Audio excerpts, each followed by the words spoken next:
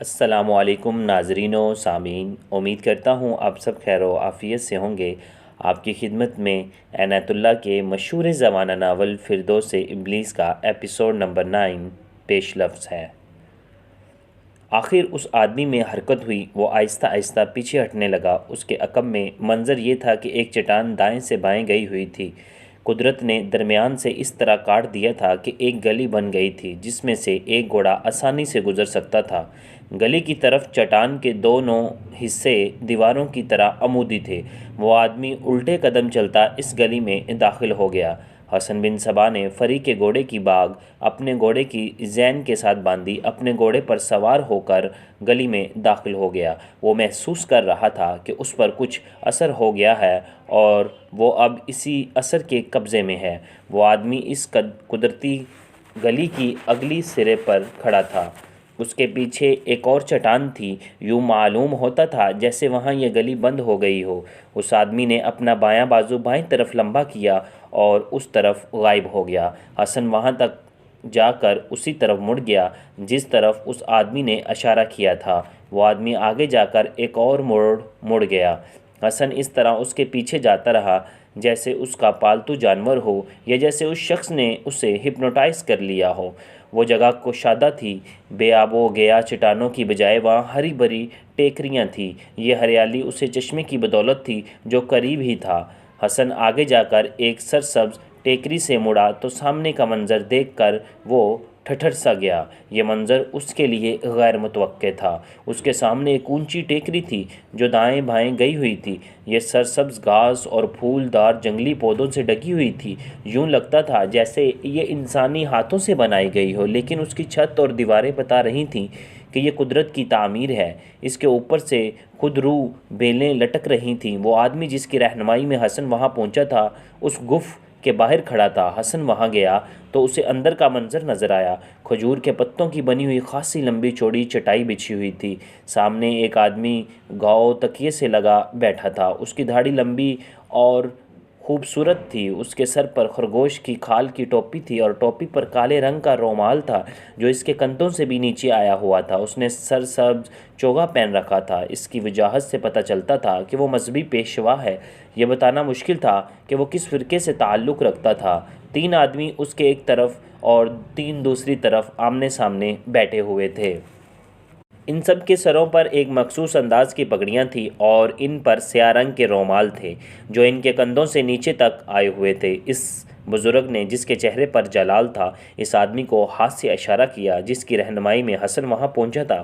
وہ آدمی اندر چلا گیا اس کشادہ گف میں جو ایک چوڑا ٹیلا سا تھا۔ وہ آدمی اس کے پیچھے چلا گیا۔ وہاں سے باہر آیا تو اس کے ساتھ فری تھی جو ذرا لنگڑا کر چل رہی تھی۔ فری کو دیکھ کر حسن بن صبا کو یقیناً اطمینان ہوا ہوگا کہ وہ زندہ ہے، لیکن یہ سوال اسے پریشان کر رہا تھا، یہ کون لوگ ہیں اور فری ان کے پاس کیسے آ گئی؟ یہ لوگ ڈاکو اور رہزن تو نہیں لگتے تھے، لیکن ڈاکوؤں اور رہزنوں کے سروں پر سنگ تو نہیں ہوتے۔ بزرگ کے اشارے پر فری کو اس کے سامنے بٹھا دیا گیا۔ سورج اپنا اس روز کا سفر پورا کر کے افق کے پیچھے جا سویا تھا۔ شام تاریک ہو گئی تھی۔ گف میں مشعلیں رکھ دی گئیں۔ عجیب عجیب سے سائے گف کی دیواروں پر ناچ رہے تھے۔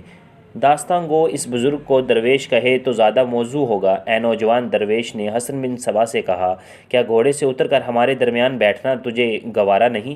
ہم سب تیرے انتظار میں بیٹھے ہیں۔ میں ابھی چہرے پڑھنے کے قابل نہیں ہوا۔ حسن نے کہا، میں دل کی نیت کو آنکھوں کے آئینے میں نہیں دیکھ سکتا۔ اگر آپ کے دل میں بھی وہی جلال ہے جو آپ کے چہرے پر دیکھ رہا ہوں تو آپ میرے اس سوال کا جواب ضرور دیں گے کہ میری یہ ہم سفر آپ تک کس طرح پہنچی۔ گھوڑے سے اترو اے نوجوان درویش نے کہا، تجھے ہر سوال کا جواب ملے گا اور تو ہمارے سوالوں کے بھی جواب دے گا۔ یہ لڑکی تیری ہم سفر ہے، ہماری نہیں۔ اس کے ساتھ بیٹھ اور اس کے ساتھ روانہ ہو۔ حسن گھوڑے سے اترا اور جوتے اتار کر چٹائی پر گیا۔ درویش نے اپنا دایاں ہاتھ حسن کی طرف بڑھایا تو حسن نے دونوں ہاتھوں سے اس کے ساتھ مصافحہ کیا۔ درویش کے اشارے پر وہ فری کے پاس بیٹھ گیا۔ فری نے اس کی طرف اور اس نے فری کی طرف دیکھا۔ فری کے چہرے پر خوف کی ذرا سی بھی جھلک نہیں ملتی تھی۔ وہ گھبرائی ہوئی بھی نہیں لگتی تھی۔ اس کے ہونٹوں پر مسکراہٹ آ گئی تھی۔ حسن کے چہرے پر تذبذب کا جو تاثر تھا وہ اڑ گیا۔ اس کے چہرے پر رونق آ گئی۔ تمہارا نام؟ درویش نے پوچھا۔ حسن بن صبا تیرے اس کٹھن سفر کی منزل کیا ہے؟ درویش نے پوچھا۔ کہاں ہے منزل تیری؟ خوابوں کے سفر کی منزل بیان نہیں کی جا سکتی، حسن نے کہا۔ خوابوں کی سفر کی منزل ہوتی ہے ہی نہیں اے نوجوان، درویش نے کہا۔ کیا تو نیند میں ہے، خواب دیکھا کرتا ہے، یا بیداری میں؟ نیند میں خواب جو دیکھا کرتا ہوں انہیں بیداری میں حقیقت بنانے کی کوشش کیا کرتا ہوں، حسن بن صبا نے کہا۔ تو شاید نہیں جانتا اے نوجوان، درویش نے کہا، نیند کے خواب خواہشوں اور آرزوؤں کے چلتے پھرتے عکس ہوتے ہیں، آنکھ کھلتے ہی بلبلوں کی طرح پھٹ جاتے ہیں، اور بیداری کے خواب فرار کا ایک سفر ہے جس کی کوئی منزل نہیں ہوتی۔ اے درویش، حسن نے کہا، میں خواہشوں اور آرزوؤں کا پجاری نہیں، نہ میں نے کبھی اپنی روح کی خواہش کو پورا کیا ہے، پھر تو روح کو غذا دیا کرتا ہے۔ عزم، حسن نے جواب دیا، میں اپنے ہر روز کو عزم کے سانچے میں ڈال لیا کرتا ہوں۔ اپنے سفر کی بھی کچھ بات کر اے نوجوان، درویش نے کہا۔ یہ بھی ایک خواب ہے، حسن نے کہا۔ خواب میں جو دیکھا تھا وہ میرے سامنے آتا جا رہا ہے۔ ہمیں بھی دیکھا تھا کیا؟ درویش نے پوچھا۔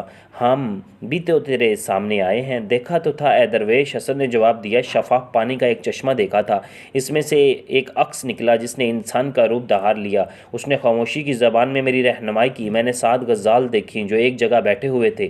کہاں ہیں وہ غزال؟ 6 میرے سامنے بیٹھے ہیں، حسن نے جواب دیا۔ 7واں کھڑا ہے۔ اس سے تو کیا سمجھا ہے؟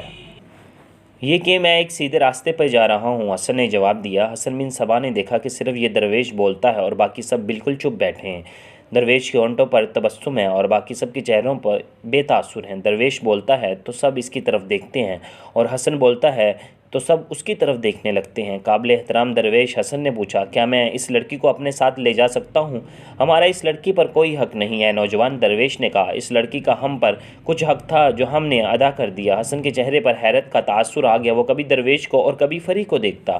ہم نے یہ پھول ان پتھروں سے اٹھایا ہے، درویش نے کہا۔ یہ تیری ہم سفر ہے، اسے تیرے ساتھ ہی جانا ہے، لیکن ہم یہ ضرور دیکھنا چاہیں گے کہ تو اس لڑکی کے قابل ہے یا نہیں۔ حیران مت ہو لڑکے، غصے کو بھی اپنے قابو میں رکھ۔ ہم تجھے راز کی یہ بات بتاتے ہیں کہ ہم جانتے ہیں کہ تو کہاں جا رہا ہے۔ اتنے طویل اور کٹھن سفر میں اتنا حسین ہم سفر مل جائے تو مسافت آسان ہو جاتی ہے اور فاصلے سمٹ آتے ہیں، لیکن راہ حیات کے جو مسافر عورت کو صرف اتنا ہی سمجھتے ہیں کہ یہ ایک خوبصورت جسم ہے، اس کی آسان مسافتیں بھی کٹھن ہو جایا کرتی ہیں۔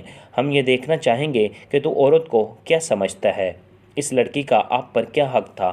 حسن بن صبا نے پوچھا۔ تو ہی اسے بتا دے۔ ہمارے گھوڑے ناگوں سے ڈر کر بھاگ اٹھے تھے نا، فری نے حسن سے کہا۔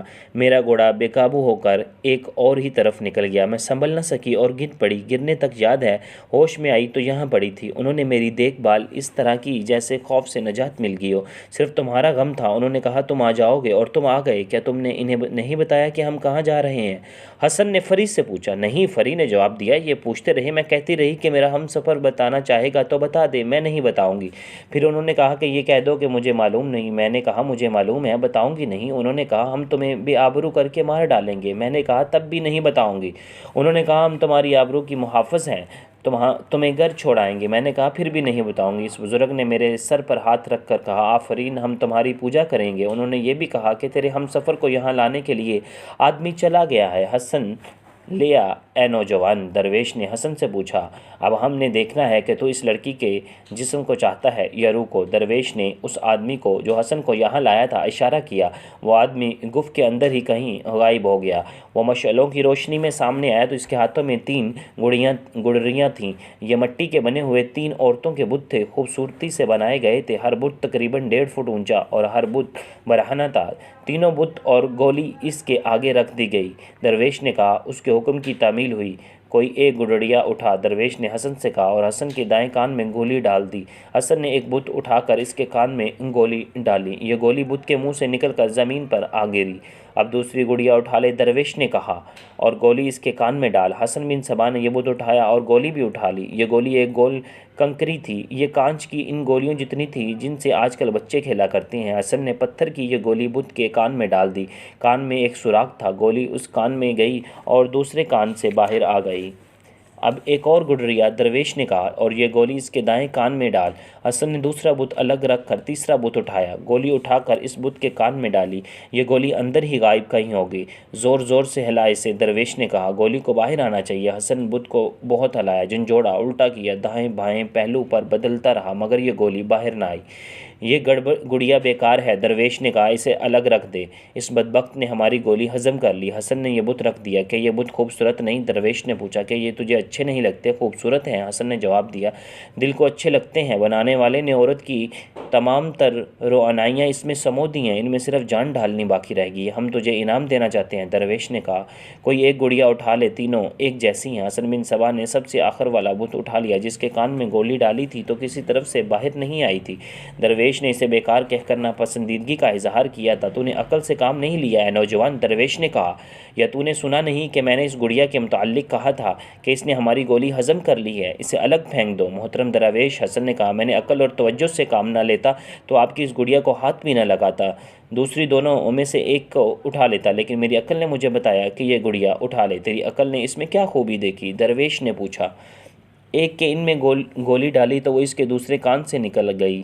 حسن نے، اے درویش عالی مقام، آپ یقیناً ایسی بیٹی کو پسند نہیں کریں گے جو اپنے باپ کی پند و نصیحت ایک کان سے سنے اور دوسرے کان سے نکال دے۔ ایسی بہن بھی بری، ایسی بیوی بھی بری۔ دوسری کے کان میں گولی ڈالی تو اس نے منہ کے راستے نکال دیا۔ ایسی عورت تو اور زیادہ خطرناک ہوتی ہے، وہ گھر کا کوئی راز اپنے دل میں رکھ نہیں سکتی، بات سنی اور ہر کسی کے آگے گلنا شروع کر دیا۔ ایسی عورت اپنے گھر کا اور اپنے مالک کا بھی بیڑا گرک کر دیا کرتی ہے، اور جسے آپ نے بیکار کہا ہے، یہ بڑی قیمتی عورت ہے جو راز کی بات اپنے دل میں دفن کر دیا کرتی ہے۔ میں نے اس بت کو، گڑیا کو بہت ہلایا، الٹا کیا، ہر پہلو پر پرکھے، زور زور سے جھنجھوڑا، لیکن اس نے گولی نہیں اگلی۔ اس پر آپ توڑ پھوڑ کر دیں، اس کا وجود ختم کر دیں تو ہی آپ اس کے اندر سے گولی نکال سکتے ہیں۔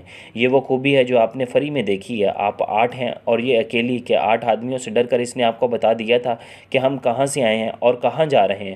میں اسے اپنی عمر کی ہم سفر بناؤں گا۔